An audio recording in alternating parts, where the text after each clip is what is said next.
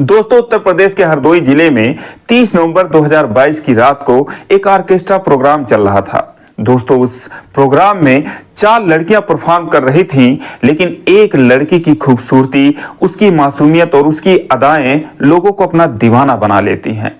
दोस्तों, वो हर एक गाने पर, चाहे भोजपुरी हो, चाहे हिंदी हो, हरियाणवी हो, पंजाबी हो, हर गाने पर जोरदार डांस कर रही थी और लोग बस उसी की डिमांड कर रहे थे। दोस्तों, इन चारों में सिर्फ उसी का ही डांस लोग देखना पसंद करते हैं और जैसे ही वो स्टेज से रेस्ट करने के लिए थोड़ा नीचे जाती है, भीड़ वहां पर बौखला जाती है।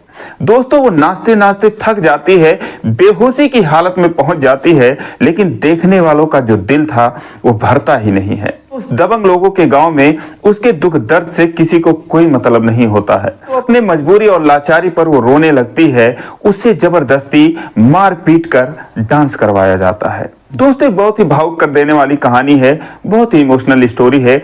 आइए जानते हैं पूरी कहानी इस वीडियो में। लेकिन वीडियो में आगे बढ़ने से पहले बस वही रिक्वेस्ट कि आप वीडियो को लाइक कर दीजिए, चैनल को भी सब्सक्राइब कर लीजिए ताकि मेरा हौसला बढ़ता रहे।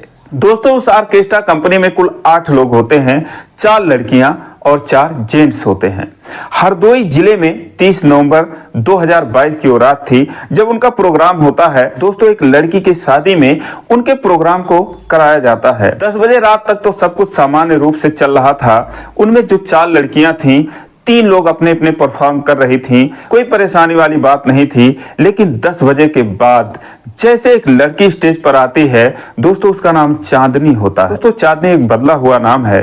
तो दोस्तों, जैसे ही चांदनी स्टेज पर आती है तो जैसे मानो आग लग जाती है। दोस्तों, वैसे तो बहुत ही खूबसूरत थी, लेकिन हाई मैक्स रोशनी में उसकी खूबसूरती में और 4 चांद लग रहे थे। उसको जानबूझकर स्टेज पर बाद में इसलिए उतारा जाता है कि सारे बाराती खा पीकर जब निश्चिंत हो जाएंगे और वो प्रोग्राम देखने के लिए इकट्ठा होंगे, तब इसके आते ही लोग नोटों की बरसात कर देंगे। दोस्तों, जब ऑर्केस्ट्रा होता है तो कुछ लोग तो पहले ही स्टेज से अपनी कुर्सियां सटाकर बैठ जाते हैं और बाकी सैकड़ों की जो भीड़ होती है वो उनके पीछे रहती है और कुछ लोग उसमें पैसे भी लुटाते हैं। तो उन्हीं भीड़ में दूर में बैठा हुआ एक आदमी 50 रुपए का नोट दिखाता है और चांदनी को अपने तरफ आने का इशारा करता है। अब दोस्तों, जो ऑर्केस्ट्रा का मालिक था वो चांदनी को पैसे लेने के लिए भेजता है।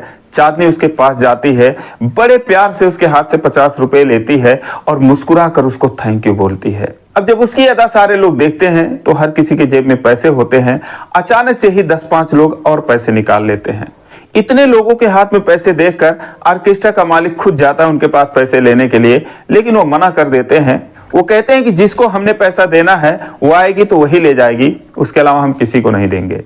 अब एक बार फिर चांदनी को स्टेज से उतरकर उन लोगों के बीच में आना पड़ता है। सबके पास जाती है, सबसे पैसे लेती है, सबसे मुस्कुरा के कुछ ना कुछ बोलती है। अब हर कोई कुछ ना कुछ कमेंट कर रहा था, कोई हाथ पकड़ लेता है और कोई उससे भी ज्यादा, लेकिन वो कुछ नहीं कहती, सबसे मुस्कुरा कर हंसकर पैसे लेती है और वापस चली जाती है। 2 घंटे में करीब वो 25-30 गानों पर डांस करती है और उसके बाद वो थक जाती है, वो स्टेज के पीछे चली जाती है। उसके जाते ही फिर जो सारी भीड़ थी उसकी डिमांड करती है, उसे फिर स्टेज पर आना पड़ता है, लेकिन वो काफी थक चुकी थी। चांदनी कहती है मैं ही थोड़ी हूँ, मुस्कान है, सोनिया है, नैना है, ये लोगों को भेजो। लेकिन जो ऑर्केस्ट्रा का मालिक था वो कहता है कि तुझे ही बुलाया जा रहा है तो तू ही जा और तुझे ही लोग पैसे दे रहे हैं। अब दोस्तों, मजबूरी में फिर से वो स्टेज पर आती है, फिर से लोग पैसे दिखाते हैं और फिर से उसे लोगों के बीच में जाना पड़ता है। अधिकतर लोग नशा किए हुए बैठे हुए थे तो उसके साथ कुछ शर्मनाक हरकतें भी कर देते हैं, लेकिन वो फिर से कुछ किसी को कह नहीं सकती थी क्योंकि उसका काम ही यही था, लोगों को डांस दिखाना, लोगों का दिल बहलाना और लोगों से पैसे निकलवाना। लेकिन अब और डांस करना और परफॉर्म करना चांदनी के बस की बाहर की बात हो चुकी थी और जो और लड़कियां थी उनका डांस तो कोई देखना ही नहीं चाह रहा था। दोस्तों, तभी वो चकरा के गिर जाती है, लेकिन किसी तरीके से उठती है और स्टेज के पीछे चली जाती है। वैसे तो इन सब चीजों को कंट्रोल किया जाता है, लेकिन दबंग लोगों का गांव था। ऑर्केस्ट्रा का जो मालिक था वो भी कुछ नहीं कर पा रहा था।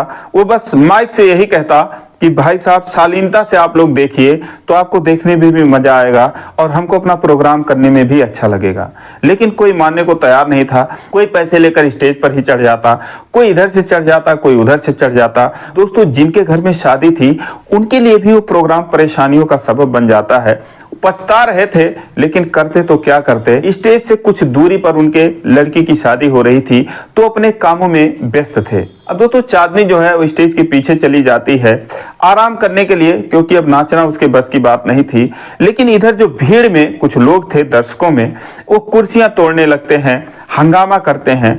ऑर्केस्ट्रा का जो मालिक था उसको पकड़ लेते हैं और बोलते हैं तूने 10-15 हजार रुपए लोग तुझ पर लुटा दिए, तो क्यों नहीं उस लड़की को बुलवा रहा है, तुझे बुलाना पड़ेगा। अब दोस्तों वो जाता है चांदनी के पास और उसको जबरदस्ती कहता है कि नहीं तुम्हें जाना पड़ेगा, लेकिन उसकी हिम्मत हो नहीं रही थी। दोस्तों अपने मजबूरी और लाचारी पर रोने लगती है और दोस्तों वो अपने हालातों के बारे में सोचने लगती है। दोस्तों चांदनी जो है वो बिजनौर जिले की रहने वाली होती है। उसके परिवार में कुल 6 लोग होते हैं, 4 बहन, एक छोटा भाई और एक उसकी माँ।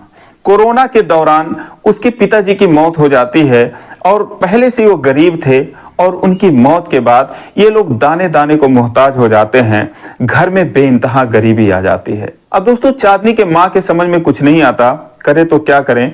उनकी जो चारों बेटियां थीं उनकी उम्र भी शादी से पार जा रही थी। जो बड़ी बेटी थी उसकी उम्र 30 से ऊपर थी, जो चांदनी थी उसकी उम्र भी 20-21 साल थी और जो उसका छोटा भाई था वो 15-16 साल का होता है। अब गांव में मजदूरी भी आसानी से नहीं मिलती। अब दोस्तों एक दिन उनके गांव में ऑर्केस्ट्रा का प्रोग्राम चल रहा था और चांदनी देखती है कि लोग एक ही घंटे में 2-4 हजार रुपए एक लड़की के ऊपर लुटा देते हैं, तो देखती है कि ये काम तो मैं भी कर सकती हूँ, मुझे भी डांस आता है। दोस्तों वो स्टेज के पीछे जाती है, उस लड़की से मिलती है और कहती है कि बहन अगर ये काम मुझे भी मिल जाए तो बड़ा अच्छा होगा, मैं बहुत गरीब घर की हूँ, ऐसी ऐसी परेशानी है। तो वो कहती है कि ये काम इतना भी आसान नहीं है और इसमें बहुत रोना पड़ता है। गांव समाज में जो ताने मिलते हैं वो अलग से मिलते हैं और ये जो पैसे मिले हैं ये मेरे अपने नहीं हैं। मुझे यहाँ पर 700 से 1000 रुपए मिलते हैं, इससे ज्यादा नहीं मिलता। लेकिन यह है कि साल में 1-1.25 लाख रुपए मैं कमा ही लेती हूँ, क्योंकि हमारा प्रोग्राम जो है वो चलता रहता है। फिर उसे अपनी पूरी हिस्ट्री बताती है कि मेरा परिवार कैसा है, क्या है, हम लोग खाने को मोहताज हैं। तो कहती है ठीक है, फिर तुम ये काम कर सकती हो। वो अपने मालिक से बात करवा देती है और उसका मालिक जब चांदनी को देखता है तो खुश हो जाता है, क्योंकि वो जानता था कि इसके चेहरे के अंदर जो मासूमियत है, इसकी जो खूबसूरती है, उससे तो मुझे सालों साल काम मिलता रहेगा, उससे तो मेरी कमाई दुगनी हो जाएगी। वो चांदनी से कहता है कि ठीक है, तुम अपने माँ से और बहनों से मुझे मिलवा देना सुबह, फिर हम बात करेंगे। दोस्तों अगले दिन वो अपनी माँ से, अपनी बहन से मिलवाती है तो कहता है कि देखो 1-1.5 लाख रुपए कमा लेगी और इसमें कोई ज्यादा है नहीं, बस डांस करना है, लोग अपने आप पैसे दे देते हैं और इसमें कोई गलत है नहीं। बहुत सारी लड़कियां इसमें डांस करती हैं जिनके अंदर कला है, अपना कला दिखाती हैं, उसके बाद उनको पैसे मिलते हैं, तो कोई बहुत ज्यादा परेशानी वाली बात नहीं है। अब ना चाहते हुए भी उसके माँ के पास कोई चारा नहीं रहता, तो चांदनी को भेज देती है, लेकिन कहती है कि भैया इस जिले में मत नचाना, आप कहीं और ले जाके इसको डांस करवाना। दोस्तों वहां से 300-350 किलोमीटर दूर हरदोई जिले में उसका, उसी के आसपास उसका प्रोग्राम होने लगता है और देखते देखते वो सारे तौर तरीके सीख जाती है, अच्छे पैसे कमाने लगती है। बहुत सारी परेशानियां इस बीच उसके पीछे खड़ी होती हैं, लेकिन करे तो क्या करे, उसे पैसे कमाना ही था।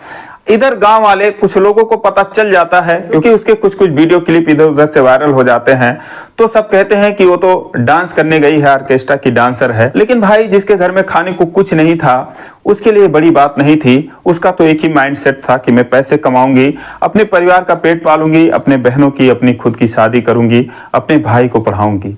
तो इसीलिए वो दिन रात मेहनत करने लगती है और दोस्तों अपनी मेहनत से कमाकर वो अपने एक बड़ी बहन की शादी भी कर देती है और फिर काम पर लग जाती है। और दोस्तों उस रोज के प्रोग्राम में लोग उसे इतना परेशान कर देते हैं कि वो फपक फपक कर रोने लगती है। तभी जो ऑर्केस्ट्रा का मालिक था वो आता है और उसको जबरदस्ती स्टेज पर भेजने लगता है। दोस्तों वो चुपके से बाथरूम के बहाने जाती है और 100 नंबर पर फोन कर देती है और उसके बाद स्टेज पर आ जाती है। दोस्तों 1-2 गाने पर डांस करी ही थी, तभी वहां पर पुलिस आ जाती है 15-20 मिनट में और पुलिस आने के बाद तुरंत ऑर्केस्ट्रा को बंद करवाती है। घर के मालिक को बुलाती है, ऑर्केस्ट्रा के मालिक को बुलाती है, उन लोगों को कड़ी फटकार लगाती है कि जब 2 बजे तक अलाउ है तो तुम ये 4 बज गए, 4:30 बज गए, अभी तक प्रोग्राम क्यों करा रहे हो। उसके बाद वो उन लड़कियों से मिलती है, चारों लड़कियों से, ये जानने का प्रयास करती है कि आखिर फोन किसने किया था, लेकिन डर के मारे चांदनी ये नहीं बताती कि मैंने ही किया था। लेकिन इसी बीच में एक कांस्टेबल जो कि 4-5 सालों से पुलिस लाइन में था, उसका नाम दिनकर यादव होता है, वो जाता है और उससे चांदनी के पास, चांदनी को देखता है तो देखते ही रह जाता है, उसके पास जाता है और कहता है कि जरूर तुमने फोन किया होगा। तो बोलती है कि हाँ मैंने ही फोन किया था, लेकिन आप प्लीज किसी को मत बताना वरना मुझे बहुत डांट मिलेगी, मुझे काम से निकाल दिया जाएगा। अब दोस्तों दिनकर साहब को चांदनी की आंखों में उसकी खूबसूरती, उसकी मासूमियत, उसकी लाचारी, उसकी बेबसी के साथ और कुछ नजर आता है। कहते हैं कि ठीक है मैं कुछ नहीं कहूंगा, लेकिन तुम मुझे अपना नंबर दे दो, मेरा नंबर ले लो और कभी कोई परेशानी होगी तो मुझे कॉल कर देना।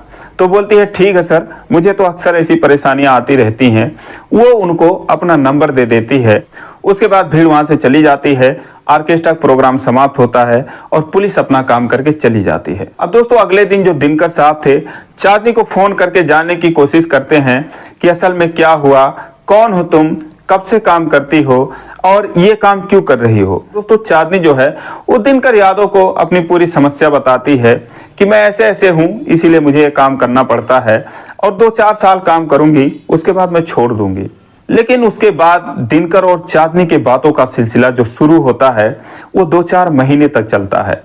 अब दोस्तों बात करते करते जो दिनकर साहब थे वो पाते हैं कि चांदनी ना सिर्फ खूबसूरत है बल्कि उतनी ही दिल की सज्जन है, उतनी ही सीधी है और उसके दिल में उतनी ही इंसानियत है।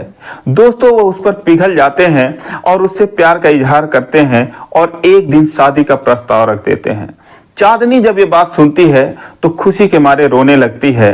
वो उनसे मुलाकात करने की बात कहती है। 2 दिन बाद दोनों की मुलाकात होती है। चांदनी उनसे कहती है कि मेरी 2 और बहनें हैं, मैं पहले उनकी शादी करना चाहती हूँ, उसके बाद अपनी शादी के बारे में कुछ सोचूंगी।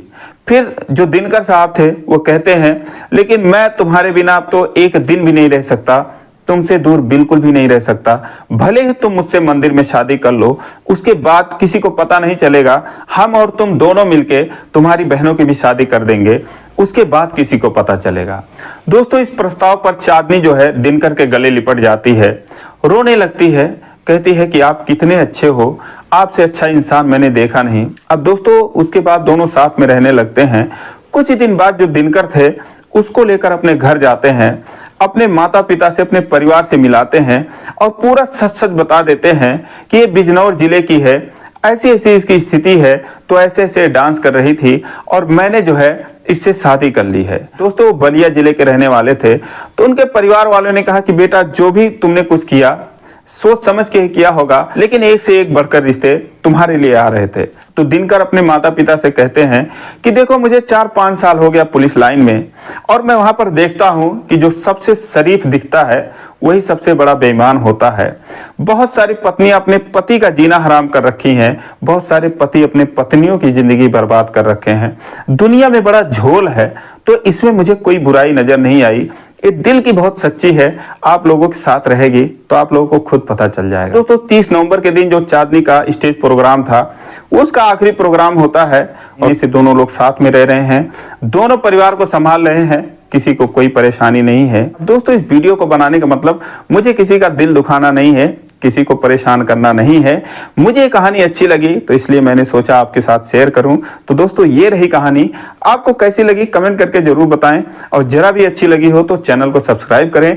फिर मिलेंगे अगले वीडियो में, तब तक के लिए जय हिंद।